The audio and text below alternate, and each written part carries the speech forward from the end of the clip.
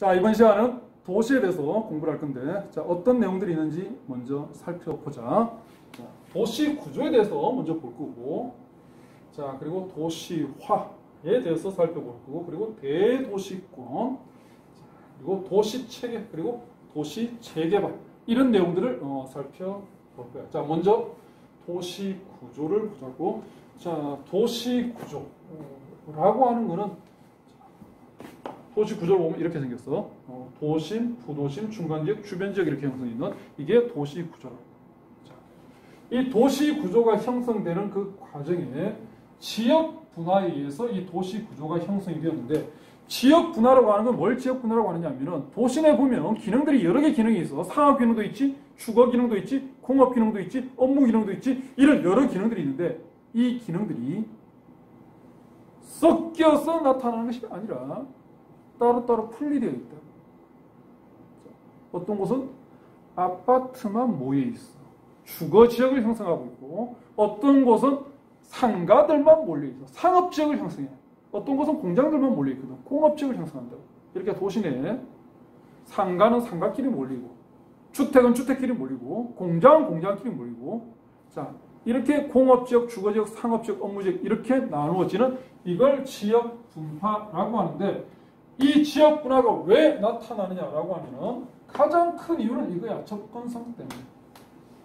같은 도시라고 하더라도 접근하기 쉬운 지점이 있고 접근하기 어려운 지점이 있다고. 대체로 보면 접근하기 쉬운 곳은 도시 한가운데 있는 지점. 그걸 우리가 도심이라고 불러. 도심 쪽은 사람들이 쉽게 접근하기가 쉬운 편이라고. 근데 도시의 바깥으로 갈수록 접근성은 대체로 떨어진다. 이 접근성 때문에 뭐가 달라지느냐 하면은 시대가 달라지고 지가가 달라져. 지가라고 하는 것은 땅값을 얘기하는 거고, 어디가 땅값이 비싸겠니? 도심하고 바깥 지역하고 외곽 지역하고 도심. 접근성 좋은 도심이 땅값이 비싸. 지대라고 하는 거는 뭐 땅값으로 해석할 수도 있고, 또는 토지를 이용해서 벌어들이는 수익을 지대라고 한다고. 얼마나 많은 수익을 창출할 수 있느냐. 똑같은 장사를 하더라도 도심에서 장사하는 거하고 외곽 지역에서 장사하는 거, 어디에 돈 많이 버니? 도심이 돈을 많이 벌지, 도심이 지대가 높은 거야. 그러니까 접근하기 쉬운 곳은 사람들이 많이 몰려들기 때문에 장사를 해도 돈을 많이 벌어. 지대가 높아.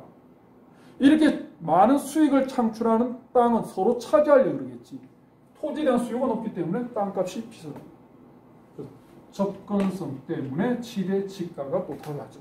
그래서 이 접근성이 지역 분화를 일으키는 가장 큰 요인이고, 또한 지대하고 지가도 역시 지역 분화를 일으키는 요인이지. 근데 지대 지가는 접근성에 영향을 받고 있는 거야. 자, 그럼 지역 분화의 경향을 본다라고 하면은, 자, 집심성이라는 것이 있고 이심성이라는 게 있는데, 집심성이라고 하는 거는 도심 쪽으로, 도시 한가운데로 집결하려는 성질, 도시 내부로 들어오려고 하는 성질을 집심성이라고 해요. 이심성은 도심에서 이탈하려고 하는 성질, 그러니까 도시 바깥으로 나가려고 하는 이 성질을 이심성이라고 한다. 자, 접근성이 좋은 도심은 땅값이 비싸. 물론 많은 수익을 창출할 수 있지만은, 그러기 위해서는 높은 땅값을 지불해야 된다. 높은 땅값을 지불할 수 있는 그런 업종들, 많은 돈을 벌 수 있는 그런 업종들은 도심이에요. 도심으로 들어오려고 하겠지. 집심성이 뚜렷하다. 그런데 많은 돈을 지불할 만한 능력이 되지 않는 업종들, 이런 것들은 바깥으로 나가려고 해요. 이심성이 뚜렷이 나타나는 거예요. 자, 그래서 상업 기능이라든지, 그리고 상업 기능 중에서도 상당히 돈을 많이 벌 수 있는 백화점 같은 이런 고급 상가들, 자, 그 다음에 업무 기능, 사무실 같은 거, 대기업의 본사 같은 이런 것들, 이런 것들은 많은 돈을 창출할 수 있기 때문에 도시 내부로 들어오려고 한다. 즉, 집심성이 뚜렷이 나타난다. 반면에 주택 또는 공장, 이런 것들은 그렇게 많은 돈을 지불할 수 있는 능력이 안 되기 때문에 바깥으로 나가려고 한다. 즉, 이심성이 뚜렷이 나타난다. 그래서 얘네들은 도시 내부로 들어오고 얘네들은 도시 바깥으로 나가면서 결국 지역 분화가 나타날지. 도시 내부는 상업지역, 업무지역, 상업지역, 업무지역 모여있는 것을 결국 도심이라고 해. 그리고 공장이나 주거기는 바깥으로 나와서 바깥쪽에는 주거지역, 공업지역 이렇게 형성된다고. 이렇게 바깥쪽에 주거지역, 공업지역이 형성되어 있는 곳을 주변지역이라고 이제 부를 거야. 자, 이렇게 이제 지역 분화가 나타나게 된다. 그래서 이렇게 된다. 도심, 중간지역, 주변지역, 부도심 이렇게 이제 지역 분화가 나타나고 있다라는 거야. 자, 그러면 이 각각의 도시 내부 구조의 각각 지역들의 특징을 본다라고 하면은, 자, 도시는 도시 한가운데 자리 잡고 있는 지역을 도심이라고 그러고, 접근성이 가장 좋은 지점이 도시입니다. 접근성이 가장 좋다는 것은 땅값도 제일 비싸고 지대도 제일 높게 나온 곳이 도심이다라는 거예요. 자, 그래서 이 도심 쪽은 높은 땅값을 지불할 수 있는 그런 기능들, 상업 기능, 업무 기능. 자, 업무 기능 중에서 특히 대기업의 본사와 같은 중추 관리 기능, 상업 기능 중에서도 백화점 같은 이런 고급 상가, 이런 것들이 도심 쪽에 몰린다. 그에 비해서 주택은 높은 땅값을 지불할 수 없기 때문에 주택은 여기에 들어오기가 힘들다는 거예요. 그러면 사람들이 낮에는 백화점으로 가든지 또는 영화관으로 가든지 아니면 직장, 사무실로 가든지, 그럼 낮에는 직장하고 사무실하고 저기 백화점하고 있는 도심 쪽에 사람들이 대거 몰리겠지만 밤이 되면 어디로 가야 되느냐? 집으로 가야 되잖아. 도심은 땅값이 비싸기 때문에 집이 없어. 도심은 낮에는 사람들이 엄청 많이 몰려들어 이게. 빠글빠글 그래 이게.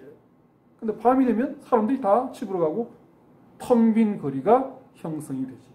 이렇게 밤이 되면서 사람들이 다 빠지고 텅 빈 거리가 만들어지는 이런 현상을 뭐라고 하냐? 이런 현상을 인구 공동화 현상. 공동화. 없어졌다는 얘기야. 사람들이 밤에 없어졌다는 얘기야.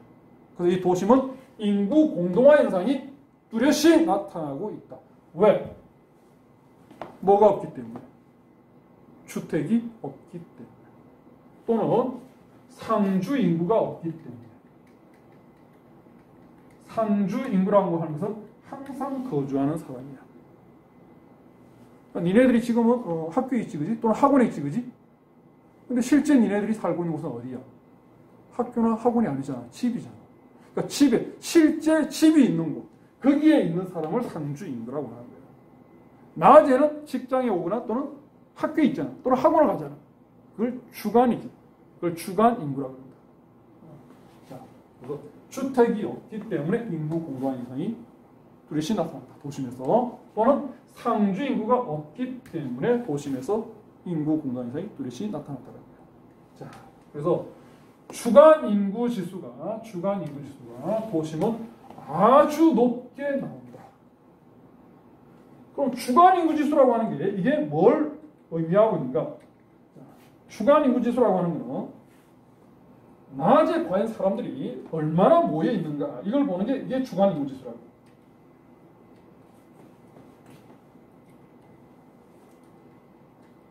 주간 인구 지수라고 하는 거는 구하는 공식이 어떻게 되느냐 하면은 상주 인구분의 실제 주택이 있는 곳에 살고 있는 사람, 실제 거주하는 사람분의 주간 인구 곱하기 100. 이게 주간 인구 지수를 구하는 공식이에요. 그럼 도심은 상주 인구, 주택이 없기 때문에 상주 인구는 별로 없어. 그지? 그런데 백화점, 영화관, 그리고 무슨 사무실 이런 것들은 많기 때문에 주간 인구는 많아. 그럼 이 값이 어떻게 나오겠니? 상주 인구하고 주간 인구 숫자가 같다라고 하면은 주간 인구 지수는 100이 나오겠지. 그지? 그런데 분모값보다 분자값이 더 크지 도심은. 그러면 100보다 훨씬 더 높은 수치가 나오겠지. 그래서 서울 같은 경우에는 도심에 해당되는 중구나 종로구나 이런 경우에는 거의 주간 인구 지수가 한 400 정도가 나온다고. 실제 거주하는 사람보다도 주간에는 4배 정도의 많은 인구가 모여든다라는 얘기야. 부산 같은 경우에도 도심에 해당되는 중구 같은 경우에는 서울만큼은 아니지만 그래도 주간 인구가 한 200 정도쯤 나오거든. 실제 거주하는 사람보다 낮에는 한 2배 정도가 많이 몰려있다는 얘기지. 그럼 결국 주간 인구 지수가 높다라는 얘기는 인구 공동화 현상이 뚜렷이 나타난다라고 해석할 수 있겠지. 그리고 주간 인구 지수가 높다라는 것은 주택은 별로 없고 낮에는 사람들이 대거 몰려드는구나. 상업 기능, 업무 기능들은 상당히 많이 몰려 있구나. 이렇게 알 수 있겠지. 그지? 자, 그래서 도시 내에서 주간 인구 지수가 가장 높게 나타나는 것이 그게 이제 도심이 된다. 자, 그다음에 부도심이라고 하는 거. 도시의 규모가 작을 때는 부도심은 형성이 안 돼. 근데 도시의 규모가 커지면은 도심의 상업 기능, 업무 기능들이 너무너무 많이 몰려버려. 그럼 도심이 복잡해져. 교통체증, 과밀화 이런 게 나타난다고. 그래서 여기에 있는 기능들이 일부 빠져나가. 도심에 있던 백화점이나 업무 기능 중에 일부가 도심을 떠나서 도시의 다른 지역으로 빠져나간다. 이렇게 도심의 기능 일부를 분담하고 있는 그 지역을 부도심이라고 그래요. 서울의 대표적인 부도심이 이제 강남이라든지 또는 뭐 여의도라든지 이런 데가 이제 대표적인 부도심이 되는 거예요. 서울에 있는 그 중구, 종로구에 너무 과도하게 많이 몰려 있다 보니까 여기 있는 기능 일부가 이제 강남이라든지 여의도라든지 이런 쪽으로 빠져나갔다는 거예요. 그게 부도심이 된다. 자, 그러면 부도심이 형성되어 있다는 얘기는 도심이 과밀화 현상이 심각하게 나타나고 있다라는 얘기가 되고, 도심이 심각한 과밀화 현상이 나타난다는 얘기는 이 도시의 규모가 상당히 커졌다라는 얘기야. 그래서 부도심까지 형성되어 있는 도시다라고 하면 이거는 규모가 큰 도시가 되겠지. 대도시는 부도심까지 형성이 되어 있고, 대도시가 아니라 그냥 소규모 도시나 또는 중간 정도 규모의 도시다라고 하면은 도심의 과밀화가 그렇게 뚜렷이 나타나지 않기 때문에 부도심이 없고 그냥 도심만 가지고 있다. 자, 그래서 도심의 기능을 분담해주는 이 지역을 부도심이라고 그러는데, 도심뿐만 아니라 부도심까지 형성되어 있는 대규모 도시를 뭐라고 하느냐면 타핵 구조 도시라고 그래. 핵이 여러 개 있다라는 얘기야. 도시의 중심 핵은 어디다? 도시의 중심 핵은 도심이겠지. 도심 외에도 도심의 기능을 분담하고 있는 그런 지역들이 여러 개 있다라는 얘기야. 그걸 이제 다핵 구조 도시라고 하는 거야. 부도심까지 형성되어 있는 도시를 다핵 구조 도시라고 한다. 부도심이 없는 그냥 도심만 있다라고 하면 핵은 한 개만 있는 것인지, 그럼 그런 도시를 탄핵 구조 도시라고 하는 거야. 자, 그 다음에 중간 지역하고 주변 지역하고 도심 바로 인접해 있는 것이 중간 지역, 그 다음에 바깥쪽이 이제 주변 지역 이렇게 되어 있는데, 여기는 이제 주거 단지가 형성이 된다고. 자, 근데 주거 단지 중에서 상류층 주거 단지가 있고 하류층 주거 단지가 있다고. 고급 주택이 있고 저급 주택이 있어. 고급 주택이 어디에 들어오는가? 도심 인접해 있는 중간 지역에 들어올까? 아니면 도시의 바깥에 해당되는 주변 지역에 들어올까? 도시 내부로 들어갈까, 지금지? 자, 근데 고급 주택은 바깥쪽으로 나가. 주변 지역 쪽이 고급 주택이야. 저급 주택이, 하류층 주택이 도시 내부에 있는 중간 지역에 들어온다. 왜 하류층 주택이 도심 인접해 있는 중간 지역 여기에 들어오느냐? 저급 주택에 살고 있는 사람들은 소득 수준이 낮다고. 소득 수준이 낮기 때문에 직장으로 출퇴근할 때의 교통비를 절약해야 돼. 가능하다면 도보, 걸어서 출퇴근할 수 있어야 된다. 도시 내 직장은 대부분 어디 있냐? 도심이 있다고. 도심으로 걸어서 출퇴근할 수 있는 거고, 주변 지역은 도심하고 거리가 멀기 때문에 걸어서 출퇴근이 안 돼. 그래서 도심 인접한 중간 지역, 여기에 저급 주택이 들어오는 거야. 고급 주택은, 상류층 주택은 소득 수준이 높기 때문에 이 사람들은 교통비를 걱정하는 사람들이 아니야, 이게. 그지? 그리고 집도 단칸방이 아니야. 뭐 집 한, 뭐 방 한 개, 부엌 한 개, 이런 형태가 아니지. 대저택이야. 넓은 마당도 있어야 되고, 그지? 정원도 있어야 되고, 그지? 골프 연습장도 있어야 되고, 그지? 풀장도 있어야 되고, 그지? 넓은 땅. 넓은 땅을 필요로 한다. 그리고 쾌적한 환경을 또 요구한다고.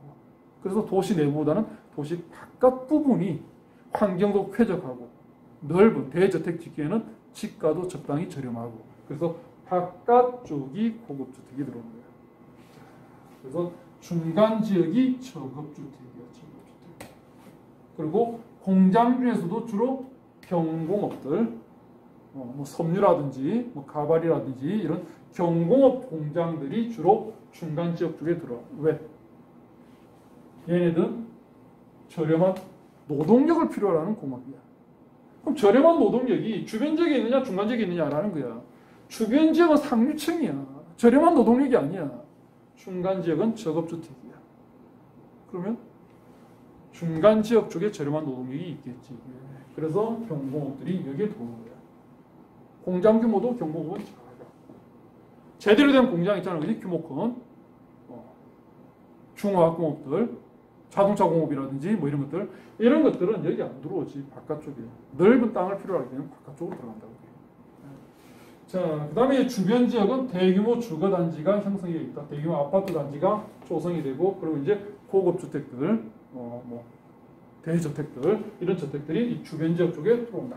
자, 그리고 주간 인구 지수가 아주 낮다라는 거.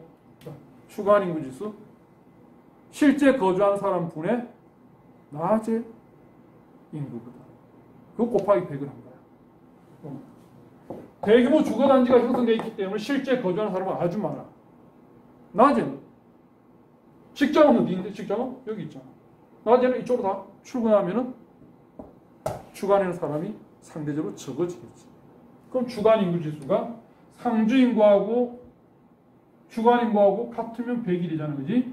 근데 주간 인구가 상주 인구보다 적으니까 주간 인구 지수는 100보다 낮은 수치가 나왔다라는 거예요. 도심은 높게 나오지, 그지? 그리고 주변 지역은 낮게 나온다. 자, 그럼 도시의 제일 바깥에 이제 개발 제한구역, 뭐 영어로 얘기하면 그린벨트가 설정이 되어 있다. 자, 이 그린벨트가 설정되어 있는 이유는 스프롤 현상을 막기 위한 그 녹지 공간이 필요하기 때문에, 그래서 그린벨트를 설정했다. 자, 스프롤 현상이라고 하는 것은 뭘 얘기하느냐면 도시가 무질서하게 팽창해 나가는 현상을 스프롤 현상이라고 해요. 개발 제한구역을 설정해 놓지 않으면은 사람들이 도시로 계속 사람들이 들어온다 그러면은 여기 아파트도 지어야 되지, 뭐 학교도 지어야 되지, 그러면 도시가 계속 팽창할 거야.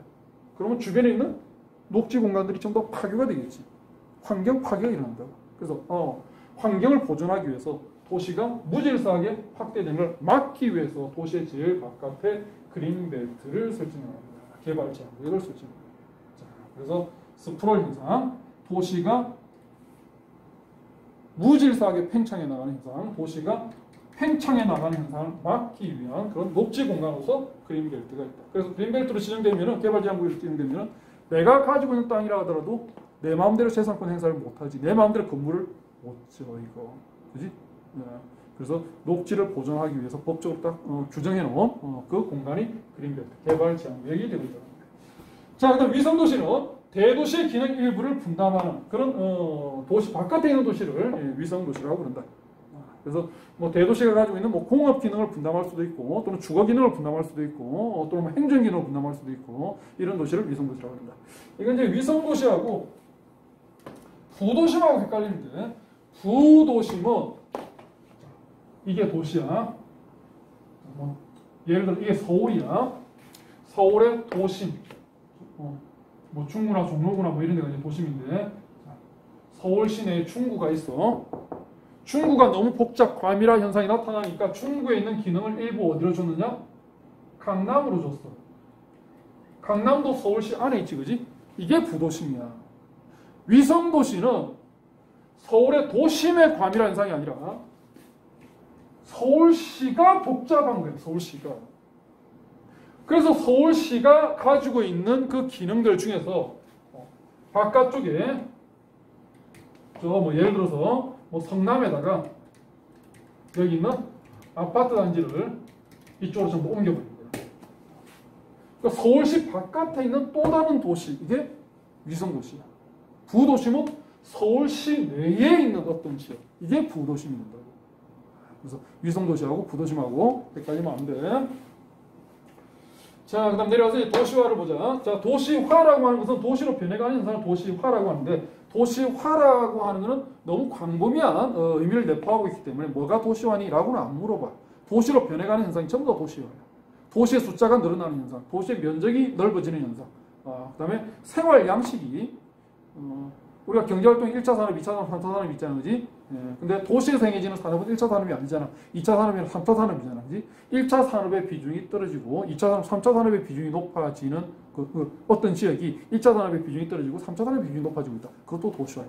그러니까 도시화라고 하는 이 개념 자체는 너무 광범위한 의미를 담고 있기 때문에 도시화가 뭐니라고는 안 물어봐. 그런데 뭐는 물어보냐? 도시화율은 물어봐. 도시화율이 몇 %인가는 물어본다고 이게. 도시화율이 몇 %냐? 뭐 0에서부터 100%까지 있는데, 참고로 우리나라의 도시화율은 대략 한 90% 정도 돼. 그럼 뭐가 도시화율인데? 우리나라 도시화율이 왜 90%라고 얘기하는데? 도시화율은 도시에 거주하는 인구의 비율이야. 도시 거주 인구 비중이 몇 %가 되고 있느냐라는 거예요. 자, 우리나라 같은 경우에는 총 인구가 5천만 명 정도 돼요.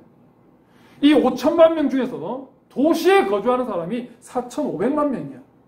5천만 명 중에서 4,500만 명이 도시에 거주해. 도시에 거주하는 사람의 비율은 90%지. 그게 도시화율이야. 그게 도시화율. 자, 도시에 거주하는 사람 비율, 이걸로 도시화율을 나타내고 있다. 자, 이 도시화 단계의 곡선, 도시화의 곡선은, 자, 이런 이제 완만하게 그리고 급속히 다시 완만하게 이런 S자 형태의 곡선을 띄고 있는데, 이 도시화 곡선을 도시화율을 기준으로 해가지고 이 도시화의 단계를 3개 단계로 구분을 해놓고 있다고. 자, 어떻게 구분했냐면은 도시화율이 서서히 진행되고 있는, 그래서 정확하게는 아니고 대략적으로 뭐 경우에 따라서 조금 수치는 달라질 수 있어. 대략 한 30%까지는 도시화가 서서히 진행되고 있다고. 이 단계를 초기 단계라고 해요. 도시화의 초기 단계.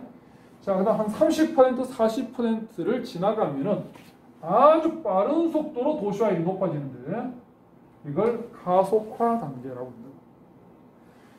그 다음에 가속화 단계를 지나서 도시화율이 한 70% 내지 80% 정도 도달하게 되면 다시 도시화율 진행 속도가 다시 둔화되는데, 이거를 종착 단계라고 합니다. 그래서 도시화 단계는 초기 단계, 가속화 단계, 종착 단계 이렇게 나눠서 볼 수 있다. 자, 그럼 각 단계별 특징을 본다라고 하면, 도시화의 초기 단계는 도시화율이 20%, 30% 정도 돼. 도시에 거주하는 사람 비율은 30%가 안 돼. 그럼 나머지 70%는 어디 있다는 얘기? 도시에 거주하지 않으면 시골에 있다는 얘기, 촌락에 있다는 얘기지. 70% 이상의 인구가 시골에 거주하고 있어. 도시에 거주하는 사람보다 시골에 거주하는 사람이 훨씬 더 많아. 그러면 인구의 대다수인 70% 이상이 시골에 거주하고 있는데, 시골에 거주하고 있는 이 사람들은 과연 어떤 활동을 하고 있을까? 시골에서 뭐하고 살고 있겠니? 농사 짓고 살고 있겠지. 그치? 자, 그래서 도시인구 비율이 낮고 촌락인구 비율이 아주 높은 단계, 도시인구보다 촌락인구가 더 높은 그 단계. 자, 대부분 시골에 있는데 시골에서 뭐 하느냐? 농사를 짓고 있다. 농업이 중심이 되고, 즉 1차 산업의 비율이 높은 그 단계, 그게 초기 단계가 된다. 자, 그 다음 가속화 단계. 도시인구가 30%에서 70%로 짧은 시간 내에 도시인구가 2배 이상 늘어난다. 도시인구가 30에서 70%로 갑자기 늘었어. 자, 이 얘기는 바꿔서 얘기하면 시골 인구는 70에서 35로 갑자기 줄었다라는 얘기가 되겠지. 즉, 시골 사람들이 도시로 대거 몰려들었다라는 거예요. 자, 시골을 떠나서 도시로 향하는 현상이 뚜렷이 나타나는데, 시골을 떠나서 도시로 향하는 현상, 이걸 이촌향도 현상이라고 하죠. 촌을 이탈해서 도시로 향하고 있다라는 얘기야. 그래서 이촌향도 현상이 뚜렷이 나타나면서 도시화율이 빠르게 증가하고 있다. 그럼 시골에서 농사 잘 짓고 있는 사람들이 왜 갑자기 도시로 대거 몰려들었을까? 시골에서 농사 짓는 것보다도 더 쉽고 편하게, 더 많은 돈을 벌 수 있는 새로운 일거리가 도시에 생겼다라는 얘기가 되는 거야. 그게 뭐겠니? 도시에 공장이 들어왔다라는 얘기야. 그래서 한창 공업화, 한창 산업화되고 있는 그 단계가 가속화 단계다라고 보면 되는 거야. 자, 그다음에 종착 단계. 도시 인구 비율이 거의 70, 80% 정도 좀 도달했어. 그랬더니 도시 인구 증가 속도는 상당히 둔화되어 있다. 그래서 도시 인구 비율이 높고 도시화율이 상당히 둔화되어 있다. 이거는 이제 산업화가 거의 끝이 난 단계야. 그래서 후기 산업사회에 해당되고 있고, 후기 산업사회의 특징이 이거지. 공업 중심에서 벗어나는 거지. 탈공업화 현상이 나타나고 있는, 자, 그 단계가 종착 단계에 해당되고 있다는 거죠. 그리고 너무 많은 사람들이 도시로 몰려있기 때문에 도시가 너무 복잡하니까 일부 사람들은 도시를 떠나가기도 한다. 도시를 이탈해서 시골로 간다. 자, 이런 현상을 뭐라? 이 현상을 도시화에, 도시로 사람들이 몰려드는 도심과 막 늘어나는 현상을 도시화라 그러는데, 도시에 있던 사람들이 바깥으로 빠져나간다. 도심과 오히려 줄어들고 있다. 도시화의 반대 현상이 나타나지. 이거를 역도시화 현상이라고 해요. 자, 그래서 종착 단계에 도달하면은 모든 도시들이 역도시화 현상이 나타난다는 건 아니지만은 일부 도시 지역에서는 역도시화 현상이 나타나는 것도 이제 생기고 있다라는 얘기가 되는 거예요.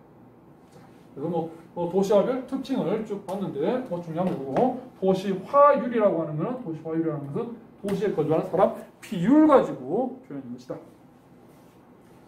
자, 그다음 대도시권. 대도시의 영향을 받고 있는 공간 범위가 대도시권이야. 자, 대표적인 대도시권은 서울의 영향을 받고 있는 범위. 서울의 영향을 받고 있는 범위. 그걸 뭐라고? 그걸 서울권? 서울권이라고 표현 안 하고, 주로 이제 수도권이라고 표현하지, 그지? 수도권. 대표적인 대도시권. 자, 편의상 그냥 대도시권은 대도시의 영향을 받고 있는 공간 범위라고 얘기했지만은, 정확한 의미는 대도시하고 일상생활이 가능한 공간 범위야. 일상생활이라고 하는 건 매일매일 하는 활동이야. 니네들이 매일매일 뭘 하고 있니? 니네들은 매일매일 학교로 오고 있잖아. 일상생활이 가능하다. 통학이 가능한 공간 범위야.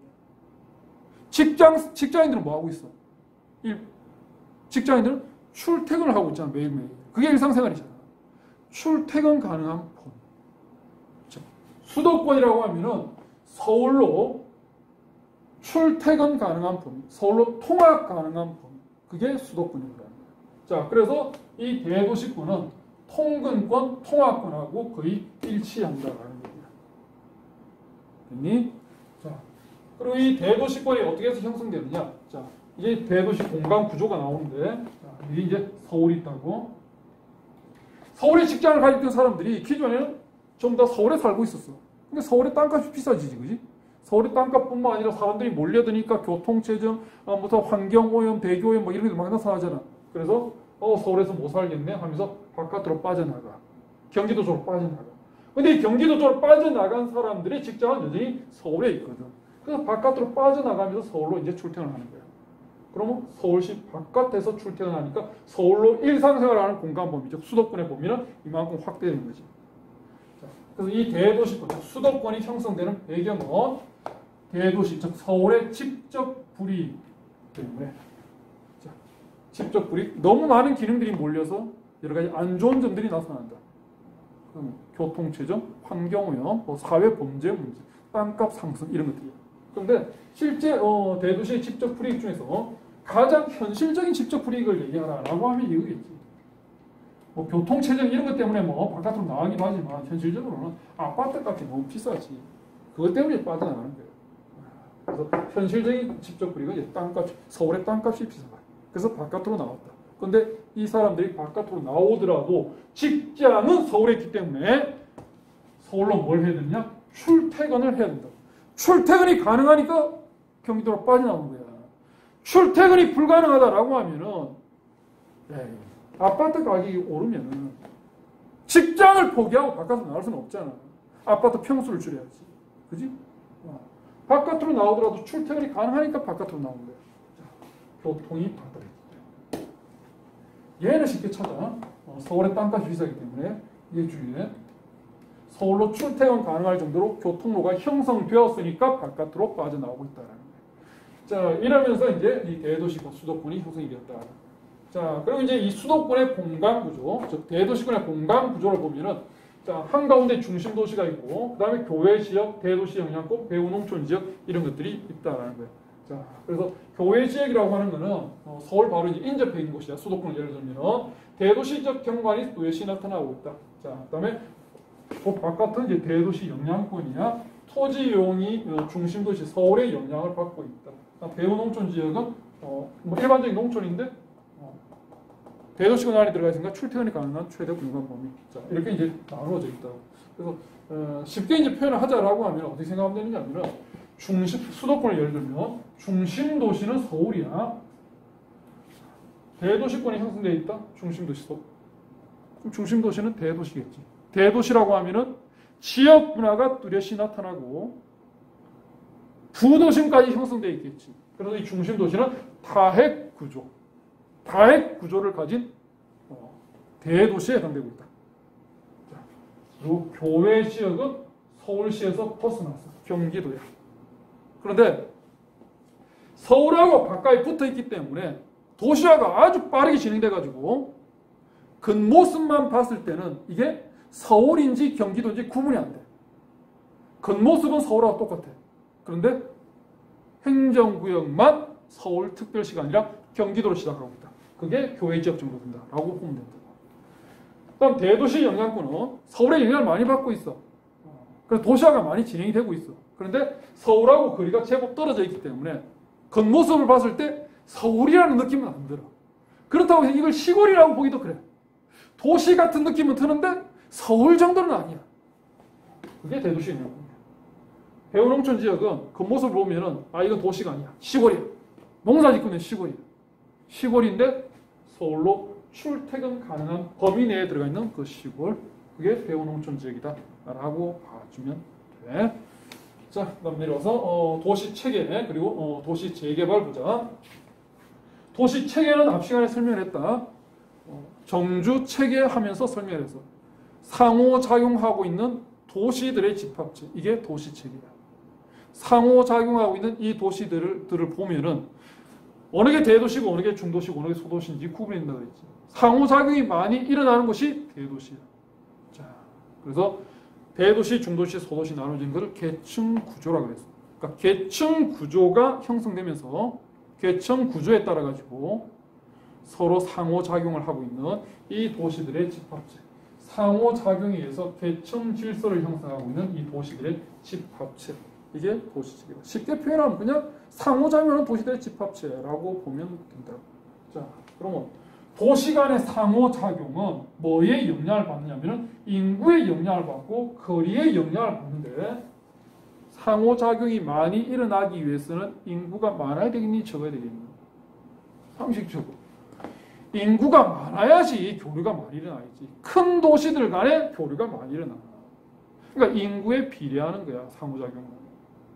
그리고 거리가 가까워야 되겠니? 뭐라 해야 되겠니? 상호작용이 많이 일어나려면은 가까운 거리랑 상호작용이 많이 일어나야지. 먼 거리하고 상호작용이 많이 일어나야지. 거리가 가까워야지.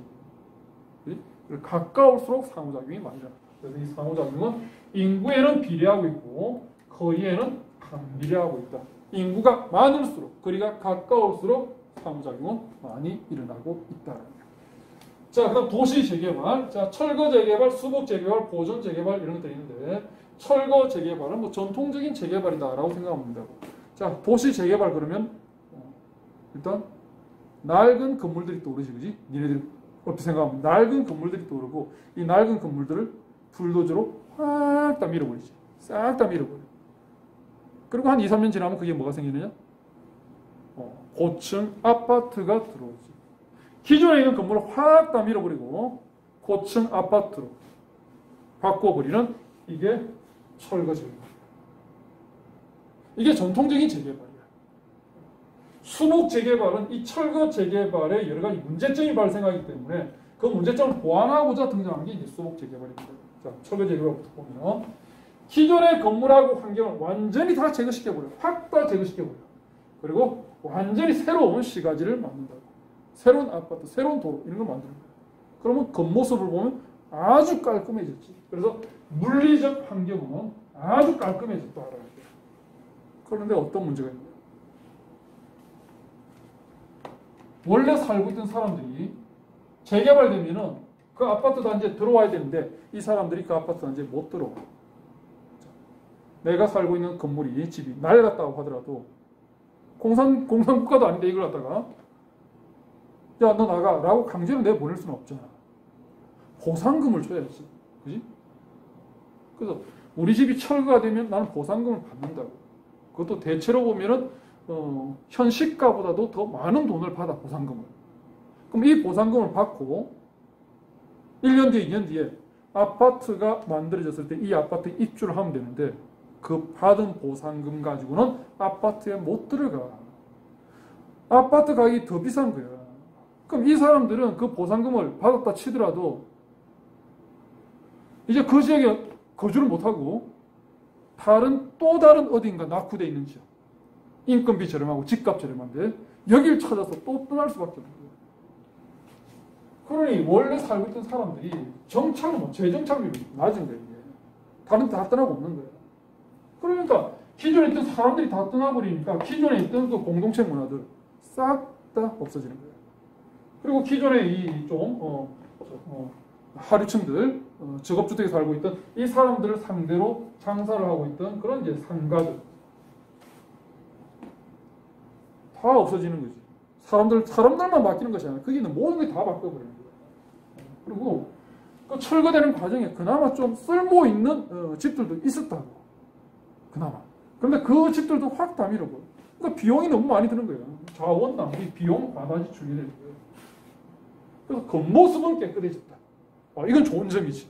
그런데 이런 문제점들이 발생하고 있다는 거예요. 그래서 이걸 보완하기 위해서 수복 재개발을 형태가 들어온 거예요. 수복 재개발은 기존에 있는 건물하고 환경을 이거 너무 심하다 이거 라고 하는 건 어쩔 수 없이 철거를 해야 되겠지만 최대한 그대로 놔두는 거예요. 최대한 놔두고 좀 생활에 불편하지 않도록 조금 약간 보수만 해주는 거예요. 담벽이 좀 거미 같다라고 하면 담벽을 좀 보수해주고 그 다음부터 좀 이쁜 좀 벽화 그림 그려주고 화장실이 수세식이 아니고 옛날 구형 화장실이다라고 하면 뭐 수세식 화장실을 좀 바꿔준다든지 가로등 좀 설치해준다든지 그래서 조그만 인테리어 정도만 손보는 이런 형태가 이제 수복 재개발이다라고 보면 됩니다. 그래서 철거 재개발의 단점, 가장 큰 단점이 이거거든. 이거거든. 그러니까 기존에 있는 건물을 최대한 살리니까 비용이 그렇게 크게 소요되는 것도 아니고, 그리고 뭐 담벼락 조금 페인트 칠하고 뭐 지붕 조금 보수했다고 해서 내가 떠날 거 아니잖아. 그 집에 그대로 살 거잖아. 그러니까 원 거주민들이 대부분 그 자리에 그대로 남아서 정착을 하고 있는 거야. 그러니까 기존에 있는 공동체도 계속 유지되고 기존에 있는 상권도 계속 유지될 수 있다는 거지. 그럼 이제 단점은 뭐냐라고 하면은 재개발한다고 했지만은 얘처럼 물리적 환경이 깔끔하게 개선된 건 아니지 이게. 그지? 그리고 얘가 왜 기존에 있는 그 단층 주택을 다 밀어버리고 왜 아파트 단지를 집어넣겠니? 도시 내 인구가 너무 많아졌거든.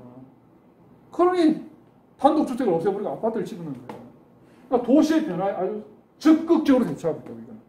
그런데 좀 적극성이 좀 떨어지지.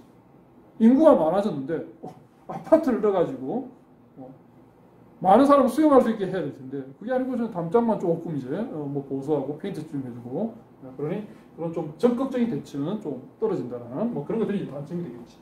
자, 그다음 보존 재개발은 수복 재개발하고 거의 같아. 그래서 기존에 있는 건물 확 다 밀어버린 게 아니고 기존에 있는 건물 최대한 살려놓는데 수복 재개발하고 이제 보존 재개발하고의 차이점이라고 하면 수복 재개발은 담장이 조금 무너질 것 같아. 그러면 담장을 보수를 해주는 거야. 그게 수복 재개발이야. 근데 보존 재개발은 담장이 무너질 것 같지는 않아. 그런데 이대로 뒀다가는 지금은 문제가 없지만 한 2년, 3년 지나면 문제가 생길 것 같아. 그래서 미리 예방 차원에서 보수를 해주는 거야. 그게 보존 재개발이야. 그러니까 수복 재개발하고 보존 재개발은 구분을 하기가 애매해. 시험에서도 수복 재개발, 보존 재개발 이걸 구분하라고 하면 문제가 안 나와. 나오면 뭐가 나오냐? 얘가 나오지. 철거 재개발하고 수복 재개발 이렇게 비교를 하든지 아니면 철거 재개발하고 보존 재개발하고 이렇게 비교를 하든지 이렇게 문제를 내지 수복하고 보존을 내면서 비교시키지는 않는다는 거예요. 알겠니? 자, 그래서 뭐 보존 재개발은 뭐 예방 차원에서 이제 하는 건데 주로 보존 재개발은 좀 역사적 가치가 있는 이런 건물들 이런 것들이 실제 붕괴되기 직전까지 가면 좀 그렇잖아. 그래서 붕괴되기 이전에 미리 예방 차원에서 하는 보존 재개발한테는 좀 역사적 가치가 있는 이런 건물 같은 경우에는 보존 재개발한테가 이제 많이 취해진다. 자, 어쨌든 철거 재개발하고 이 두 개는 철거 재개발 완전히 다 밀어버리는 거. 수목이든 보존이든 이거는 약간만 인테리어 조금 손보는 거 이렇게만 정리해두고 문제 나오면 풀면은 큰 문제 없이 풀 수 있다고. 자, 이렇게 해서 이제 앞 시간에 촌락봤다 그지? 그리고 이번 시간에 도시까지 정리했어. 자, 다음 시간에 인구에 대해서 정리를 하도록 할게. 자, 수고했어.